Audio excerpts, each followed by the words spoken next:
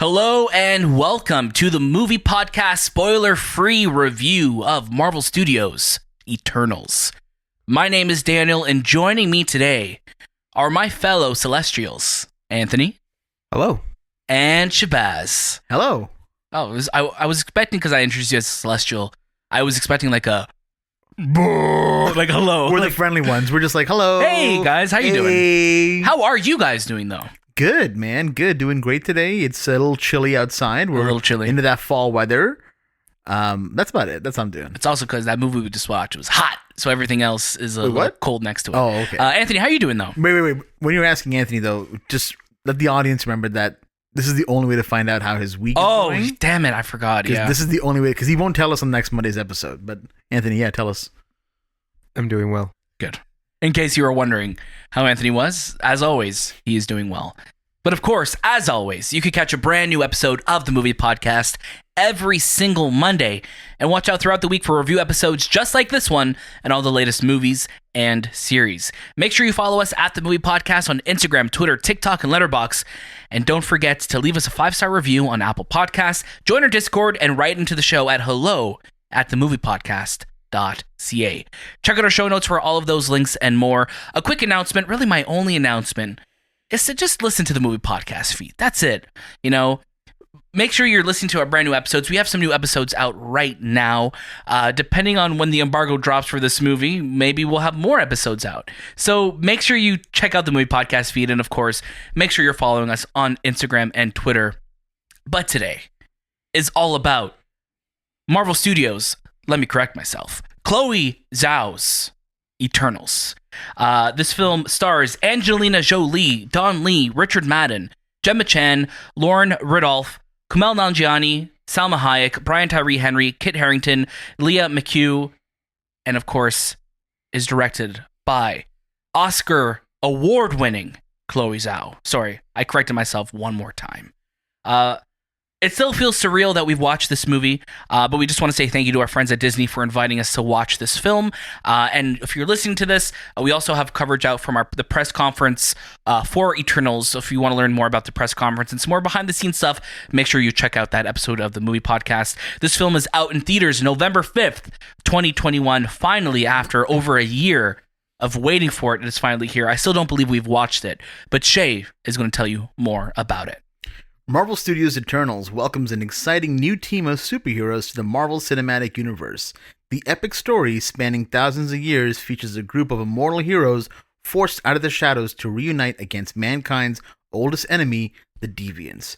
The outstanding ensemble cast includes Richard Madden as the all-powerful Icarus, Gemma Chan as the humankind-loving Circe, Kumail Nanjiani as the cosmic-powered Kingo, Lauren Ridloff as the super-fast Makari, Tyree Henry as the intelligent inventor Phastos, Salma Hayek as the wise and spiritual leader Ajak, Lia McHugh as the eternal young old soul Sprite, Don Lee as a powerful Gilgamesh, Barry Keoghan as a aloof loner Druid, and Angelina Jolie as the fierce warrior Thena. Also stars Kit Harington, who plays Dane Whitman. I love how Kit Harington is his own. He's just his own. He's not Eternal. He's not an Eternal, no. He's definitely not an Eternal. But there is some family lineage that we'll hopefully talk about very soon. Anthony, start us off with your first reaction to Eternals. I liked it. All right, thank you so much. I really liked it. It was a great film. And it was a film that is completely different from all other Marvel films you'll ever watch. This was the film that I was hoping the next phase of the Marvel Cinematic Universe would kind of be heading towards, just because of the story that Chloé told, and even the editing and the action and everything that we got from this movie was so not a Marvel movie. That was the biggest takeaway for me, and that's what makes this movie great. It's not that template of the Marvel Cinematic that we're so used to. This was a dramatic Marvel film that had emotions, and it dealt with family, and it dealt with a lot of things that are very, grounded in everyone's lives right now. So it was a fantastic movie, and I am super shocked actually that this was the movie we got. It very, like, I think, just to start us off, like, from after what you've just said, it really is unlike anything we've seen in the Marvel Cinematic Universe yet. From the beginning to, like, the beginning sequence is so quiet, and it doesn't even start with the fanfare of the Marvel, the Avengers. It's text on screen, which we haven't seen before. Literally text on screen, and it's just, boom, you're in it. And it was so different that from all the other Marvel movies that you've seen, it just stood out there, and I'm like, this is where I want the Marvel universe to kind of be. I want them to be their individual films, but still in this big universe. I don't want to see the same type of, we'll say, template or not template, but yeah, I guess it's a template, but the same neatly packaged Disney film. This had twists and turns.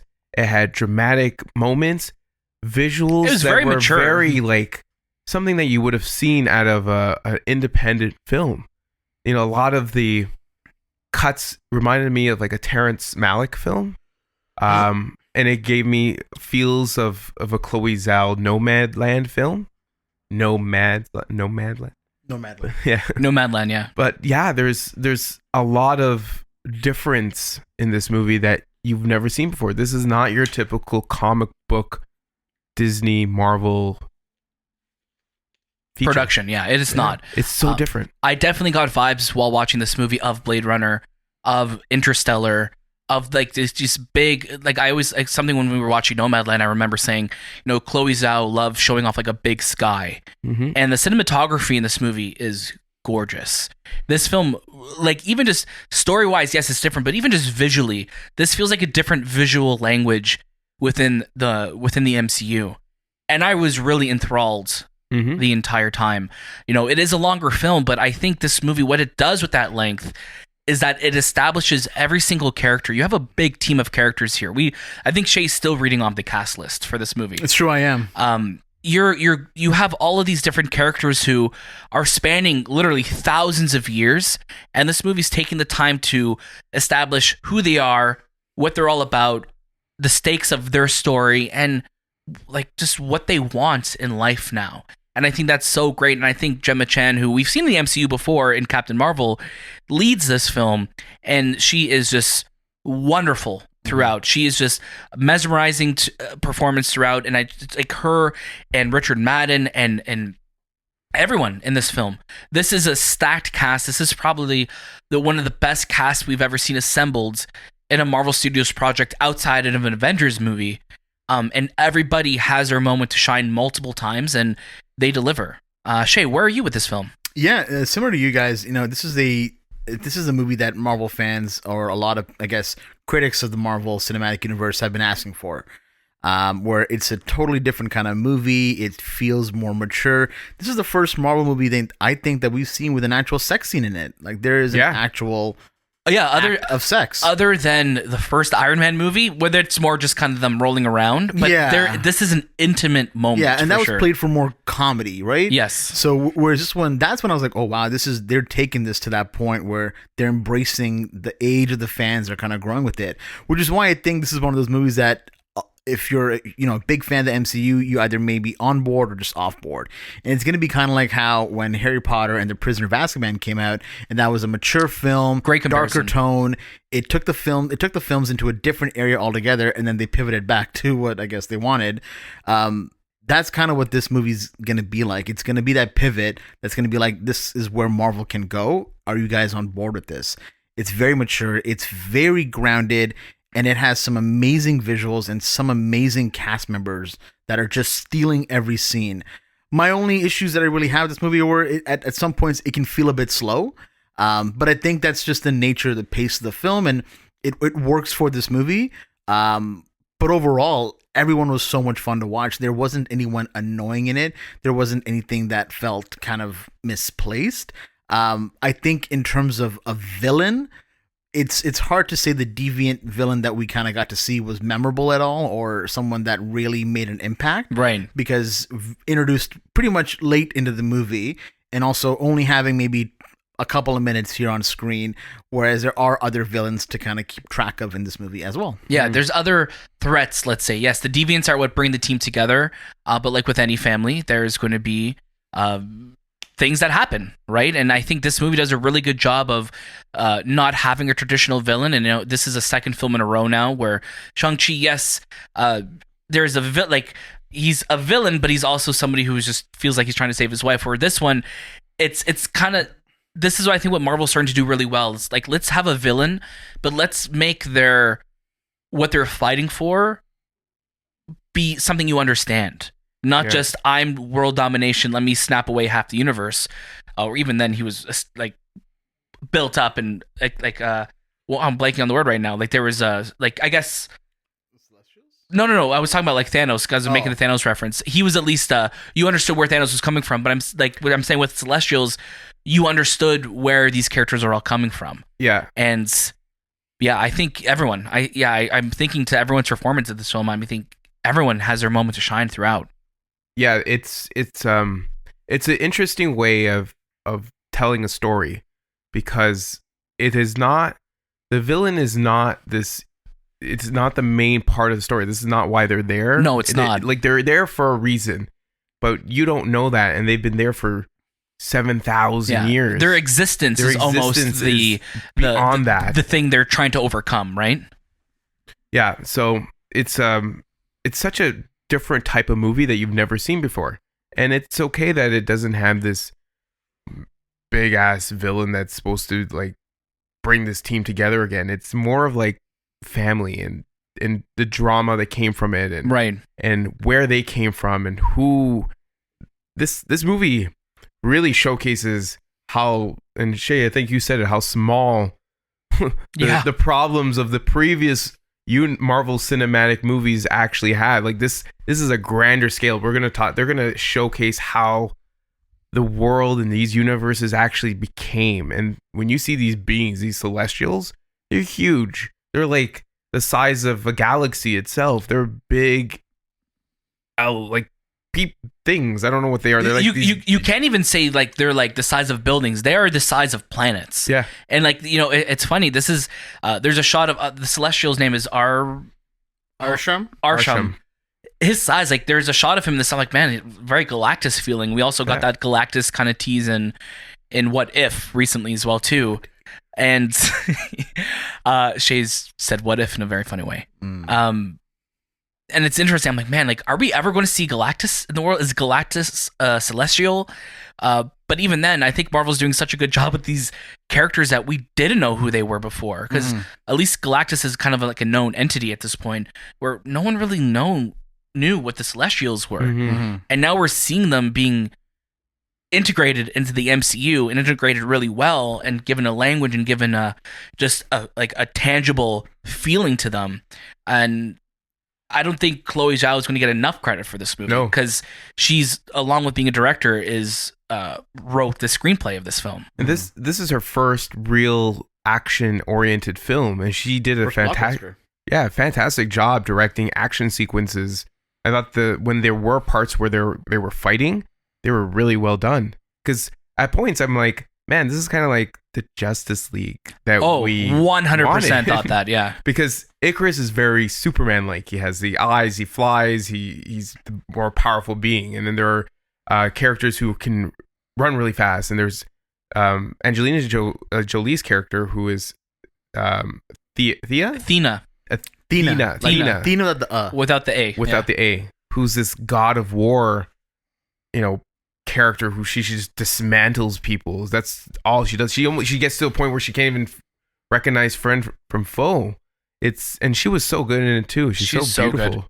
She is so beautiful. Angelina Jolie was so good in this movie, and I think with the length of it, I think everyone got a lot of time. But man, I would have loved more of her too, and just more of Kumail Nanjiani. Even though again they're great roles in this, like, man, I want more of them because they're just so fun to watch. And I love that because these characters have been established on Earth for over 7,000 years.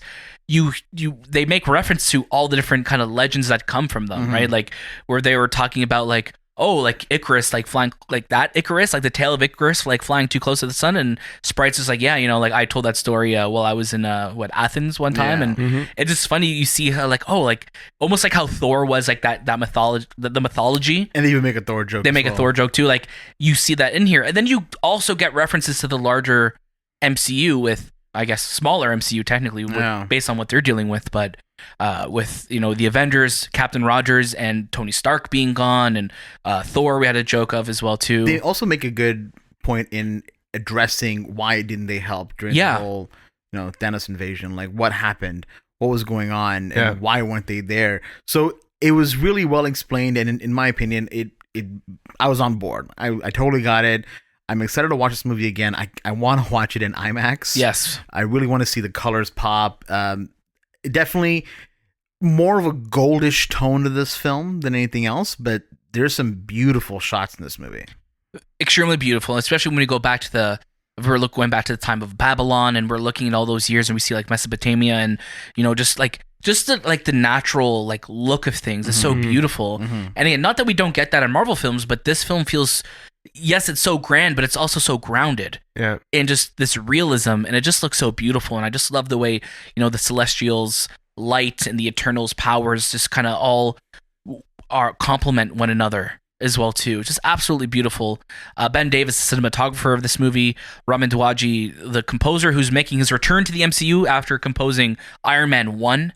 So it's been a long time since he's been part of the MCU, and you definitely got little hints of his Game of Thrones style score throughout as well too. But on all fronts, this movie is just mesmerizing to look at. The deviants and how they're designed are so good. And there is a point where one of these deviants evolves, and he starts to resemble more of a human looking. Right. And it's just, I keep thinking about all these other CG characters that we've seen, and he looks so good. Like if I compared him to like the Justice League, Steppenwolf. Steppenwolf, yeah.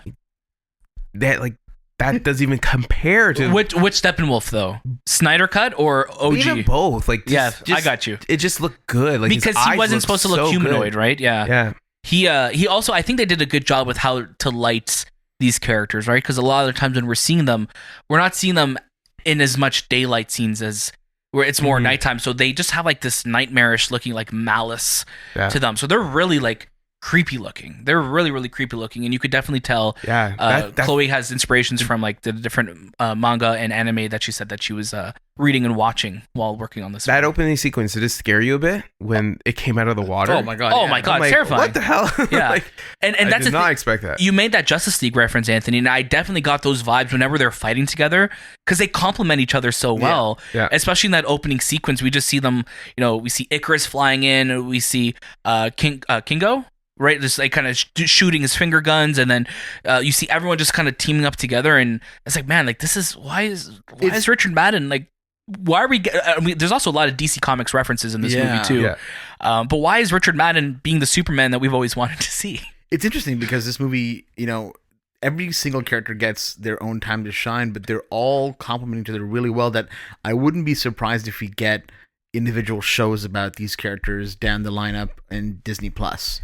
I can totally see that happening. I would love I think Kumail Nanjiani's character Kingo would be perfect for like a 6 episode series. Really fun, make it a comedy, because a lot of these characters were really well done in that area. I enjoyed it. Definitely. I think we should get to our final recommendations, but before we do, I just want to remind you to make sure you follow us on Instagram, Twitter, TikTok, and Letterboxd at The Movie Podcast. Also, write into the show if you are planning on watching Eternals, if you've seen Eternals. Email us at hello@TheMoviePodcast.ca and give us your review. Anthony, you started us off with your first reactions. I'd love for you to give your final recommendations now. I definitely recommend you go watch this movie. Go watch it in the theater. It's only in theaters, so go watch it in theater. In theaters, it's a fantastic film. It is something that you will not expect from the Marvel universe. And I just can't believe how grand this movie really is in the big picture of the cinematic universe. And stay tuned for those after credit scenes, and they're huge too as well. But fantastic film. I just hope Chloé I didn't like I didn't like No Man's Land and Nomadland. Nomadland. Yeah. Oh my god. I think No Man's Land. I love this film, and I think Chloe Zhao took a bit of that independence-ness that she's so good at, and she also brought it into this big blockbuster film, and she told this really unique story that I think a lot of the audience will be kind of like, man, this is a great comic book film. This is a different comic book film. This is, and I'm like, it's just, I'm kind of speechless at points, because it's just, I'd never seen something like this. This is not something you would have read in a graphic novel, I don't think. Right. It's so unique. it's very unique. Shahbaz, how about yourself? Yeah, I'm also going to say watch it. Really good movie. I really enjoyed it.